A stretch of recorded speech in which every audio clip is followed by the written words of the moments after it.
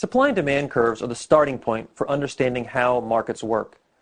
They help us understand how the variables of price and quantity are related to one another, and how they are determined in equilibrium. If you flip through your textbook, you will see the tools of supply and demand applied in many different ways. We now consider the concept of elasticity, which measures how much the price affects the quantity supplied and quantity demanded. In the chapter, you will learn what it means for demand to be perfectly elastic or perfectly inelastic. One student would like to know if there really are goods with such extreme demand curves. For a perfectly inelastic demand curve, the quantity demanded is completely insensitive to the price. For a perfectly elastic demand curve, the quantity demanded is so sensitive to the price that any increase in the price causes consumers to stop buying it altogether.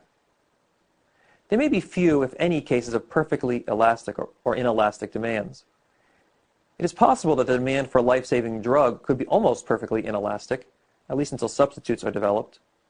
By contrast, we might find the demand for a generic drug to be almost perfectly elastic.